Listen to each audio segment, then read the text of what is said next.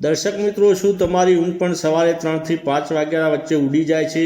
શું તમને પણ આ સમયગાળા દરમિયાન પેશાબ કરવા માટે જવું પડે છે? તો મિત્રો સાવધાન થઈ જજો, આ કોઈ સામાન્ય બાબત નથી. આ રહસ્ય જાણી તમારી ઊંઘ ચોંકાવી નાખશે. કયા દેવી દેવતાઓ તમને સંકેત આપી રહ્યા છે? શું આ મહાવિનાશનો સંકેત છે કે પછી કોઈ ખુશખબરીના સંકેત છે કે મોટી વિપત્તિ આવી રહી છે તેનો સંકેત છે? આ તમામ જાણકારી અમે તમને આ વિડીયોમાં આપીશું. નમસ્કાર મિત્રો, આપ સૌનું હાર્દિક સ્વાગત છે આપણી સૌની મનપસંદ ચેનલ એટલે કે અંતરની વાણીમાં. અમારી ચેનલ પર જો નવા હો તો ચેનલને સબસ્ક્રાઈબ કરવાનું ભૂલશો નહીં મિત્રો. તો ચાલો દર્શક મિત્રો, વિડીયોમાં વધુ સમય બગાડ્યા વગર વિડીયો હવે શરૂ કરીએ. દર્શક મિત્રો, સવારે 3 વાગ્યાથી 5 વાગ્યા સુધીનો સમય કોઈ સામાન્ય સમયગાળો નથી. આ સમય દરમિયાન બ્રહ્માંડમાં અનેક શક્તિઓ જેવી કે દેવી દેવતાઓ, ભૂત પ્રેત, આત્માઓ આ બધા જ સક્રિય હોય છે અને આ બધા માનવજાત સાથે સંકેત દ્વારા સાધના કરવાનો પ્રયત્ન કરે છે. જ્યારે કોઈ આપણા જીવનમાં કંઈક ભૂલો કરીએ છીએ ત્યારે ભગવાન આપણને સંકેત આપીને બતાવવા માંગે છે કે આપણે હવે આવી ભૂલો આગળ ન કરવી જોઈએ. અને જો આપણે કંઈ સારા કાર્ય કર્યા છીએ તો ભગવાન આપણાથી પ્રસન્ન થાય છે, દેવી દેવતાઓને પ્રસન્ન થાય છે અને આપણા પિતૃઓ તથા કુળદેવી દેવતાઓ પણ પ્રસન્ન થાય છે. ત્યારે પણ તેઓ આપણને સંકેત આપે છે. આ સંકેત ઘણી વખત એવી રીતે દેખાય છે કે ક્યારેક આપણી ઊંઘ રાત્રે ઉડી જાય છે અથવા ક્યારેક સપનામાં અમુક સંકેતો મળે છે. જો તમારી ઊંઘ પણ રાત્રિના 3 થી 5 વાગ્યા વચ્ચે ઉડી જાય છે તો મિત્રો, ભગવાન હોય કે ભૂત પ્રેત, આત્મા કે પછી તમારા પિતૃઓ, એ તમામ તમને કોઈ સંકેત આપવા માંગે છે. જો તમારી ઊંઘ રાત્રિના 1 વાગ્યાથી 2 વાગ્યા વચ્ચે ઉડે છે તો તમારે સાવધાન થવાની જરૂર છે. આ સમય ભૂત પ્રેત અને પિશાચનો સમય માનવામાં આવે છે.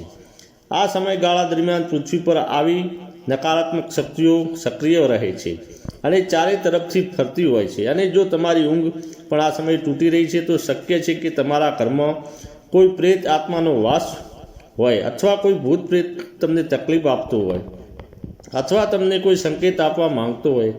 આવી સ્થિતિમાં મિત્રો તમારે ખૂબ જ સાવચેત રહેવાની જરૂર છે, કારણ કે આવનાર સમયમાં તમારા જીવનમાં કોઈ મોટી વિપત્તિ આવી શકે છે. તમારા ઘરના પરિવારજનોને મોટી મુશ્કેલીમાં સામનો કરવો પડી શકે છે.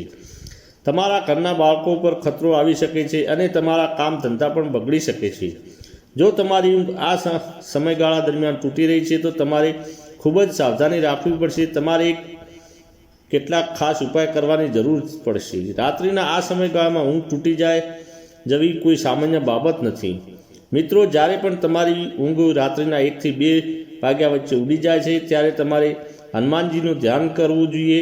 હા દર્શક મિત્રો, જ્યારે પણ તમારી ઊંઘ આ સમયગાળામાં તૂટી જાય છે તો તમારે હનુમાનજીનું ધ્યાન કરવાનું છે અને એક મંત્ર છે તેનો જાપ કરવાનો છે.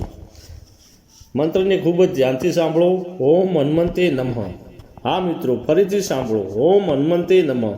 મિત્રો, જ્યારે પણ તમારી ઊંઘ આ સમયગાળામાં ઉડે છે તો આ મંત્રનો તમારે જાપ કરવાનો છે અને ત્યારબાદ ફરી સૂઈ જવાનું છે. આ મંત્રના જાપથી ભૂત પ્રેત અથવા આત્મા તમને તકલીફ આપી રહી છે કે જે તમારા કર્મમાં પ્રવેશવા માંગે છે અથવા તમારા શરીરમાં આવવા માંગે છે, એ તમારી નજીક પણ નહીં આવી શકે.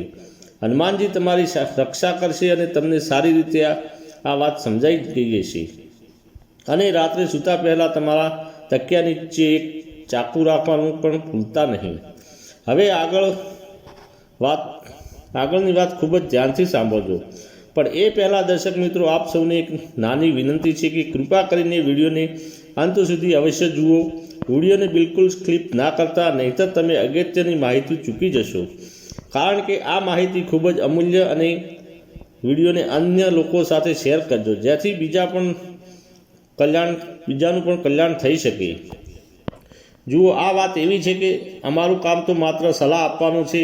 અમે તો ફક્ત સલાહ આપી શકીએ છીએ.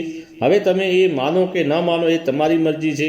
પણ મિત્રો, એક વાત જરૂર કહીશ કે જો તમે આ વાતને માની લેશો તો તમારો બેડો પાર થઈ જશે. આ વિડીયો અંત સુધી જોજો. જોયા પછી તમને કોઈ પણ પ્રકારની મુશ્કેલીનો સામનો કરવો નહીં પડે. આગળ તમારી મરજી. તમે પોતે જ એટલા સમજદાર તો છો દર્શક મિત્રો.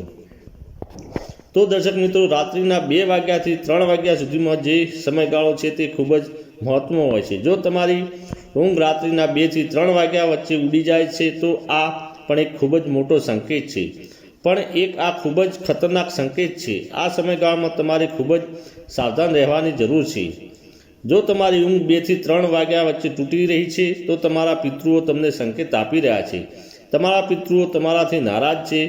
જ્યારે પિતૃઓ મારાથી નારાજ હોય છે અથવા આપના કારણે કોઈ મુશ્કેલીઓ હોય છે ત્યારે તેઓ તમને સંકેત આપે છે કે હવે તમે સુધરી જાઓ, હવે તમે કંઈક ખોટું કરી રહ્યા છો અને એ ખોટું કાર્ય કરવાનું બંધ કરો. જો રાત્રિના આ સમયગાળામાં તમારી ઊંઘ ઉડી રહી છે તો આ એનો સંકેત છે કે તમે કોઈ એવું કાર્ય કરી રહ્યા છો જેના કારણે તમારા પિતૃઓને મુશ્કેલી થઈ રહી છે, તેમને પીડા પહોંચી રહી છે, તેમને દુઃખ મળી રહ્યું છે. આટલા મોટા સંકેતો હોવા છતાં જો તમે ઉલટા કામ જ ચાલુ રાખશો તો નુકસાન થઈ શકે છે. એટલે મિત્રો, જો તમારી ઊંઘ આ સમયગાળામાં તૂટી રહી છે તો તમારે ખૂબ જ સાવચેત થઈ જવું જોઈએ. જો તમે આ સંકેતને સમજી નહીં શકો તો તમારા જીવનમાં ઘણી મોટી બરબાદી આવી શકે છે.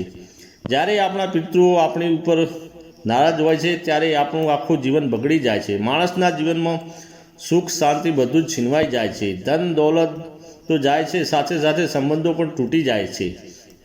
સ્વાસ્થ્ય શરીર પણ રોગીથી ઘેરાઈ જાય છે. પરિવારમાં ઝઘડા થવા લાગે છે. પરિવાર વિખરાઈ જાય છે. ઘર-બાર વેચાઈ જાય છે. દુકાનમાં ધંધો ધીમો પડી જાય છે અને દુકાન બંધ થવા લાગે છે. નોકરી જતી રહે છે. પત્ની અને બાળકો પણ છોડીને જતા રહે છે. આવી દુઃખદ ઘટનાઓ બને છે. એટલે જો તમારી ઊંઘ આ સમયગાળામાં એટલે કે રાત્રિના 2 થી 3 વચ્ચે ઉડે છે તો તમારે ખૂબ જ સાવધાન રહેવાની જરૂર છે અને તમારે તમારા પિતૃઓને પસંદ કરવા માટે કેટલાક ખાસ ઉપાયો પણ કરવા જોઈએ. આ ઉપાયોને જાણી મિત્રો ઉપાયો શું છે ધ્યાનથી સાંભળો. કૂતરાને રોટલી ખવડાવવાની છે. માછલીઓને લોટની ગોળી ખવડાવવાની છે. 11 અને અમાવસ્યાના દિવસે ગૌ માતાને ચારો ખવડાવવાનો છે. ખાસ કરીને કરવાના છે. હા દર્શક મિત્રો, જો તમે આ ઉપાય કરવાનું શરૂ કરશો તો તમારા પર જે રાહુની ભારે અસર હોય છે એ પણ શાંત થઈ જશે અને જેના કારણે તમારા પિતૃઓને પીડા મળી રહી છે એ પણ પીડા દૂર થશે. તમારા પિતૃઓની પરેશાનીઓ દૂર થશે, તેમને મુક્તિ મળશે, તેઓ પ્રસન્ન થશે અને પછી તમારી જિંદગીમાં ફરીથી સુખ શાંતિ અને સમૃદ્ધિ આવી જશે. ભક્તો, હવે આગળની મહત્વપૂર્ણ વાત, જો તમારી ઊંઘ રાત્રિના 3 વાગ્યાથી 4 વાગ્યા વચ્ચે ઉડી જ રહી છે તો તમારી ઊંઘ આ સમયગાળામાં તૂટી રહી છે તો તમારે ખૂબ જ સાવધાન થવાની જરૂર છે. આ સમય ખૂબ જ ખતરનાક સમય માનવામાં આવે છે.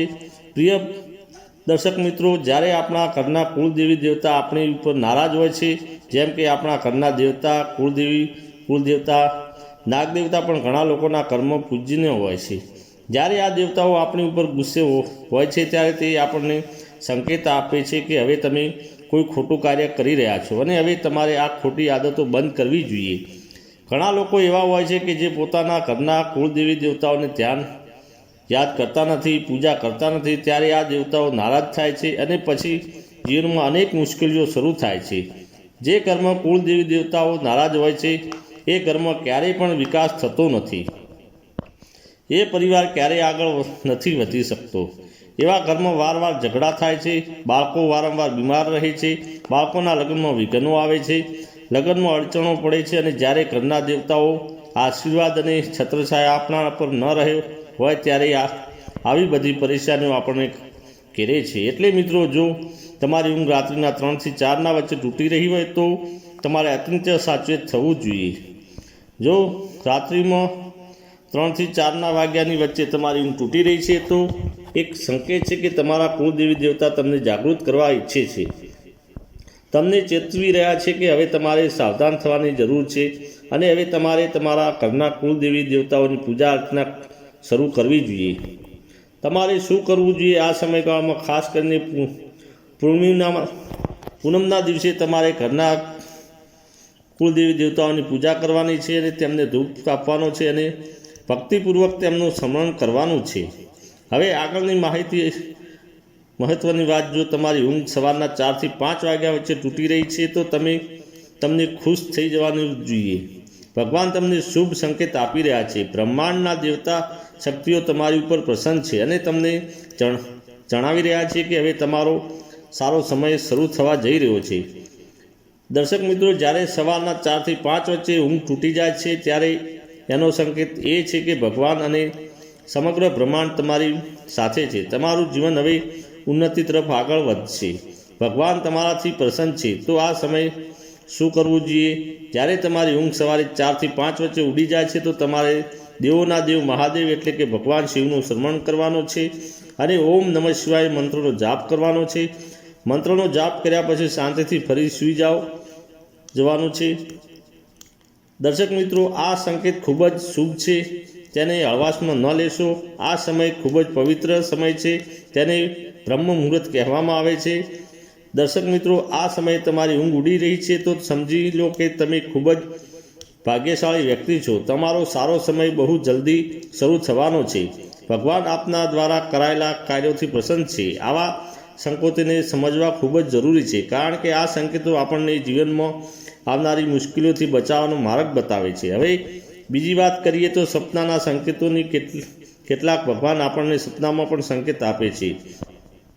કોઈક વાર ભૂત પ્રેત અથવા આત્માઓ પણ સંકેતો આપે છે। આ સંકેતોને ઓળખવા ખૂબ જ જરૂરી છે, જેથી આપણે જીવનમાં આવનારો દુઃખો અને વિપત્તિનો બચી શકીએ। જો સપનામાં તમને સાપ દેખાય તો તમારે ખૂબ જ સાવધાન થઈ જવું જોઈએ। આ કોઈ શુભ સંકેત નથી, આ એક અશુભ સંકેત માનવામાં આવે છે। આનો અર્થ એ થાય છે કે આવનારા સમયમાં તમારા જીવનમાં કોઈ મોટી મુશ્કેલી આવી શકે છે। આવો સમય શું કરવું જોઈએ? તમારા ઘરની આસપાસ કોઈ નાગ દેવતાનું મંદિર હોય તો તમારે ત્યાં જવું જોઈએ। નાગ દેવતાને એક નારિયેળ અર્પણ કરવું જોઈએ અને થોડું દૂધ પણ ચડાવવું જોઈએ। આ ઉપાયથી સંભવિત સંકટ દૂર થઈ શકે છે અને નાગ દેવતાની કૃપા પ્રાપ્ત થઈ શકે છે। સંકેતોને અવગણશો નહીં, તે તમારા ભવિષ્ય માટે સંરક્ષણ રૂપ છે। કૃપા કરીને આ ઉપાય જરૂરથી કરજો। હવે આગળની વાત કરીએ, જો તમને તમારા સપનામાં નાના બાળક કે નાની બાળકીઓ દેખાય છે તો ખૂબ જ શુભ સંકેત માનવામાં આવે છે। એવું માનવામાં આવે છે કે આવનારા સમયમાં તમારા જીવનમાં ઘણી ખુશીઓ આવવા જઈ રહી છે અને જો તમને સપનામાં તમને એવું લાગે કે તમે ક્યાંક ઊંચાઈ ઉપરથી પડી રહ્યા છો, જેમ કે છત ઉપરથી, પર્વત ઉપરથી, તો પણ આ એક સારો સંકેત રૂપ લેવામાં આવે છે। એવું માનવામાં આવે છે કે જો આપણે સપનામાં ઊંચાઈ પરથી પડી રહ્યા હોઈએ તો વાસ્તવિક જીવનમાં આપણે આપણી પ્રગતિ મેળવી રહ્યા છીએ। તો દર્શક મિત્રો, આજના વિડીયોમાં મેં તમને ઘણી બધી માહિતી આપી છે। જો તમે આ માહિતી સાચી રીતે સમજી છે તો તમારું જીવન યોગ્ય દિશામાં લઈ જવામાં તમને જરૂર મદદ મળશે। આ વિડીયો તમને કેવો લાગ્યો તે અમને કોમેન્ટમાં જરૂરથી જણાવજો અને વિડીયોને લાઇક કરો અને તમારા પોતાની ચેનલ અંતરની વાણીને સબસ્ક્રાઈબ કરો અને આ તમામ માહિતી જનહિતને ધ્યાનમાં રાખીને આપવામાં આવી રહી છે। આ વિડીયોનો ઉદ્દેશ માત્ર યોગ્ય સલાહ આપવાનો છે। આપ આ માહિતી અને ઉપયોગ ઉપર પોતાની શ્રદ્ધા અને વિશ્વાસ ઉપર અજમાવો। વિડીયોમાં જણાવેલા ઉપાયો માટે અમે કોઈ પ્રકારનો દાવો કરતા નથી। વિડીયો પસંદ આવ્યો હોય તો લાઇક શેર કરીને ચેનલને સબસ્ક્રાઈબ અવશ્ય કરજો। આભાર। જય ગોગા મહારાજ, જય વરુડીમાં, જય ચામુંડમાં, જય શેણલમાં, જય ચેહરમાં, જય 16મી સદીમાં।